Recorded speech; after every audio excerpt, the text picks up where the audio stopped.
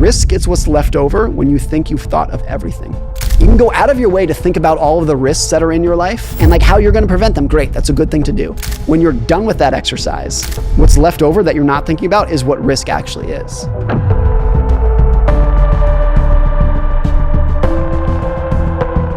Most good news happens slowly, and most bad news happens very fast. So bad news is like COVID, literally happens overnight. Boom, you got a virus, it's gonna kill millions of people, shut down the economy, happens literally overnight. 9/11 happens start to finish, it's like 30 minutes. Like boom, just happens immediately.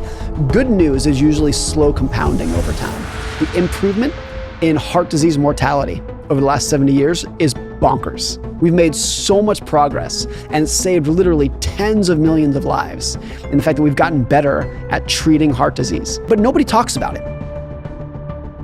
Which, if you don't know, Amazon built a cell phone. It's called the Fire Phone, and it was a joke. It was a disaster. It was a massive flop. And then this analyst talked about like, hey, the Fire Phone flopped. Like, what happened there? And Bezos said, if you think that was a big failure, just wait. You've seen nothing yet. And like, that's why Amazon's successful. They're willing to try 1,000 things with the idea that they know 990 of them are going to fail, but the 10 that work are going to be massive.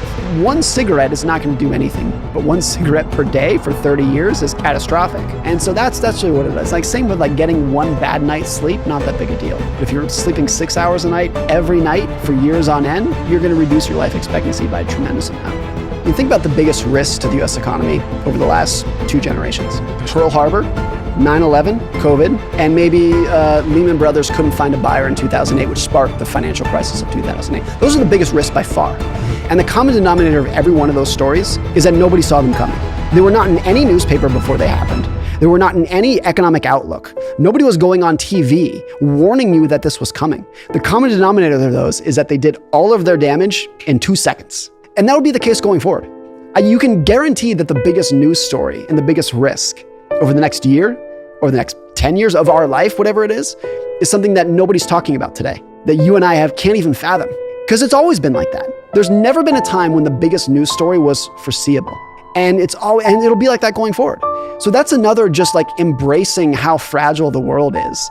There's a great quote from a financial advisor who I really admire named Carl Richards. And he says, risk is what's left over when you think you've thought of everything. If I ask you, what is 8 plus 8 plus 8 plus 8?